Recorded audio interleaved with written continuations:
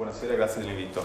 Giorgio Trinca di Prima il Veneto, anzi, Patto per il Nord. Tra poco spiegheremo anche che cos'è questo nuovo soggetto politico. Giorgio Tronca. Tronca, cosa ho detto? Trinca. Ah, scusate, c'è stato non è il primo che...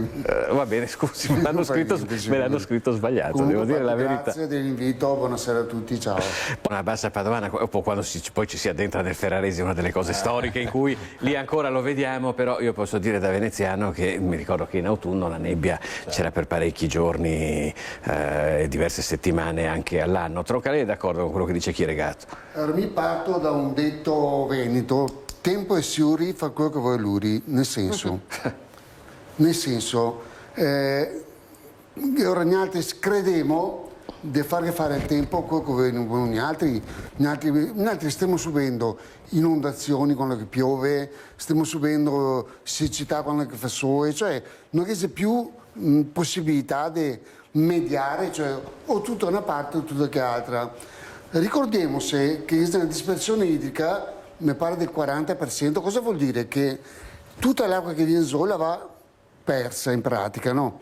E non è giusto che sia la possibilità di raccoglierla per poi distribuirla, ma però il lavoro che deve essere fatto a livello proprio di mentalità di tutti, cioè dovremmo tutti imparare a cercare di gestire sta roba enorme che è basilare per la nostra sopravvivenza. Abbiamo da cercare di salvaguardare tutto dell'acqua ed evitare gli sprechi che c'è tuttora, perché c'è un sacco di sprechi.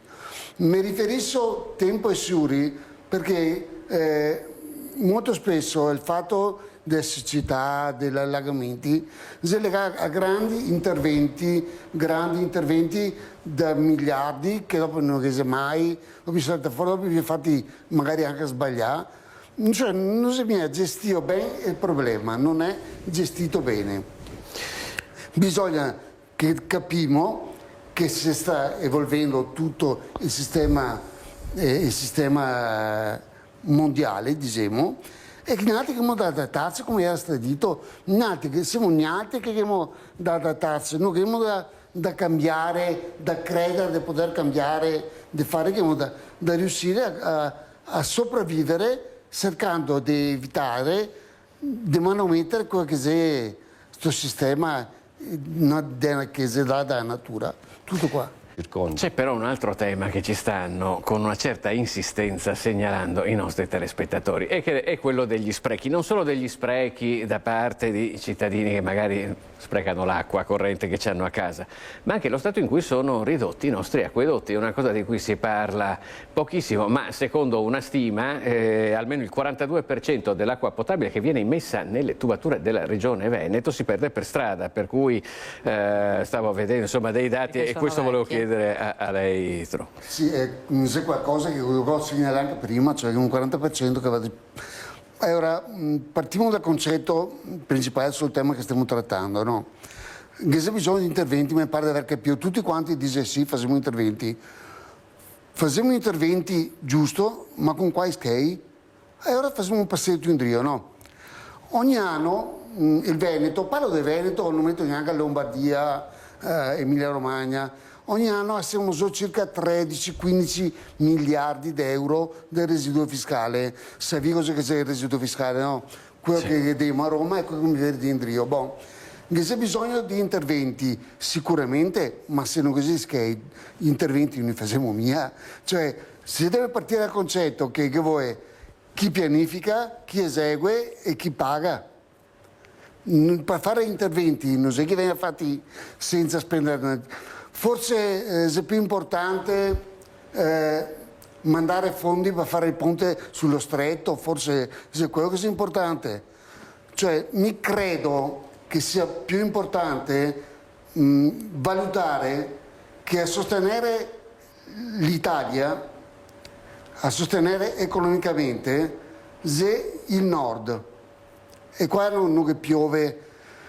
Allora, se noi continuiamo a grattare a nord e impoverimo il nord, cosa succede? Succede che impoverimo anche tutto quanto il resto.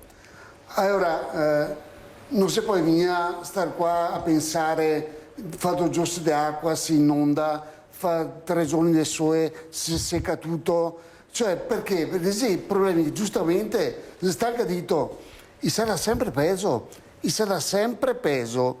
E se noi non facciamo qualcosa, qualche intervento, e quando parlo di intervento vuol dire skei, perché per fare interventi che vuoi skei, oltre che a livello culturale, che vuoi anche skei per fare interventi.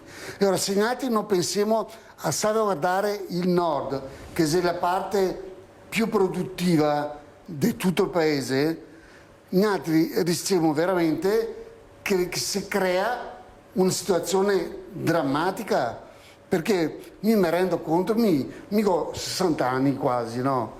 Mi ho avuto la possibilità di vedere nell'arco della mia vita, vedere i cambiamenti, cioè a livello sociale non c'è più l'unione, non c'è più la famiglia, non c'è più, a livello economico cosa che c'è divario tra qui che ha tantissimo e qui che al giorno d'oggi si lavora per sopravvivere, cioè mi viene contare i skate per poter sopravvivere. Bisogna che cominciamo a pensare che se non si muoviamo, se non facciamo qualcosa, se non si unimo per fare qualcosa, andiamo veramente a finire mai.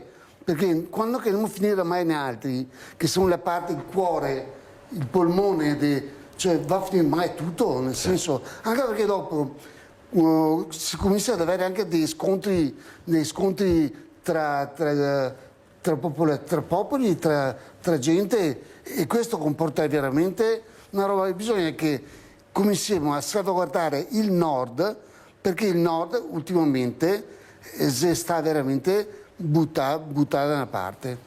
Non è il primo che lo dice questo, perché in effetti anche la Lega era nata con questo obiettivo. Mi permetto, io 35 anni fa, nel 92, mi sono tesserato Lega Nord, quando c'era ancora Umberto Bossi. Sì. E mi ricordo benissimo cosa diceva l'articolo 1 dello Statuto della Lega Nord, che parlava dell'indipendenza della Padania. Indipendenza della Padania, poi è stato modificato, cambiato, poi come tutti i partiti e movimenti politici si sta assalito da coloro che tendono a succhiare proprio il sangue, il fulcro dell'idea politica, assalito. Il partito ora è definitivamente, a mio avviso, la Lega per me, la Lega Salvini Premier, per non me so se Saccaroli è d'accordo con questa lettura. Non esiste. E attualmente l'unico partito che mi può dare sostegno e che mi fa rivivere è Patto per il Nord. Che è quello che appunto state fondato, federandovi con altre realtà di altre regioni dell'Italia settentrionale. Siamo 29 gruppi, che siamo una federazione in pratica. E l'obiettivo è quello di presentarvi alle prossime elezioni nazionali? L'obiettivo potrebbe essere quello di presentarci alle prossime elezioni regionali, nazionali. Nazionali, certamente. Saccarola, certo. Tronca, io vorrei chiudere con lei, perché lei ci ha annunciato la nascita di questo nuovo soggetto politico, Patto per il Nord. Ma se qualcuno che ci sta guardando dicesse: ma che cosa c'è di diverso rispetto ad altri tentativi analoghi che sono stati fatti prima in questo senso? Lei stesso ha ricordato quando si era iscritto alla Lega di Bossi nel 92 o nel 93. Che cosa risponderebbe lei a questi telespettatori? Voglio rispondere in italiano, perché è giusto che comprendano totalmente quello che dico. Allora, sostanzialmente la cosa diversa è che si è ripreso il concetto dello statuto, dell'articolo 1 dello statuto che dicevo prima, cioè si è cominciato a pensare di nuovo al nord, perché il nord è stato messo da una parte. Voglio precisare un particolare. Il particolare è il simbolo, che purtroppo qui non c'è. Non l'ho portato, ma lo metteremo, di Patto per il Nord. Nel simbolo di Patto per il Nord è rappresentato Pinamonte da Vimercate. Pinamonte da Vimercate, a differenza di Alberto da Giussano, che era... Che è quello del... Sì, è un personaggio però non realmente vissuto, è un personaggio immaginario. Pinamonte da Vimercate parliamo del XII secolo. Perché dice che è vissuto, dice Chieregard. Alberto Giussano è un personaggio storico. Sì, Ci ha partecipato alla guerra della Lega Lombarda. è stato inserito, cioè nel simbolo è detto che Alberto da Giussano non è realmente esistito. È una persona che è morto in guerra. In ogni caso, Pinamonte da Vimercate, a differenza sempre del XII secolo, è stato un militare, un politico. Cosa ha fatto? È riuscito a raggruppare tutti questi comuni, diciamo, lombardi e a vincere contro il Barbarossa, la battaglia contro il Barbarossa, imperiale contro il Barbarossa. Allora, cioè dice, la verità storica è quella che dice lei, non quella di Alberto da Giossano, perché adesso stavo controllando, effettivamente si dice che non è sicuro al 100% di gli storici se sia esistito sul serio. Però non ho voluto sottolineare. Il nome è un altro, però questa è la cosa giusta. Esattamente, dunque ho ragione. È un nome inventato, diciamo. Esatto, ho ragione io, diciamo. Cioè, diciamo a metà. Cioè non ci sono stati riscontri su effettivamente se ci fosse stato sul serio o no Alberto Ringrazio per aver guardato, sì. La ringrazio. Ci sono guardato anch'io, perfetto. Come? Anch'io. Ho guardato tutti. Hanno guardato tutti. Dunque cosa succede? Che sembra, dopo aver vissuto questi 35 anni in Lega, che stavo buttando la spugna, stavo letteralmente buttando la spugna, perché? Perché mi sono sentito tradito da molte persone che sono salite sul cavallo e hanno fatto percorsi diversi da come erano stati previsti. A questo punto qua dico che forse il percorso corretto era stato previsto, cioè adesso sappiamo, abbiamo chiaramente visto chi si espone per fare qualcosa per il nord e chi invece si è esposto per fare qualcosa a livello personale.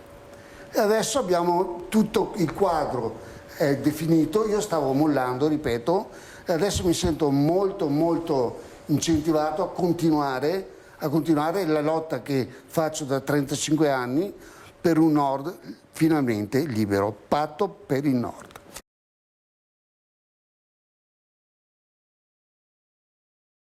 E Giorgio Tronca di Patto per il Nord. Grazie a tutti, patto per il nord, prima il Veneto, punto.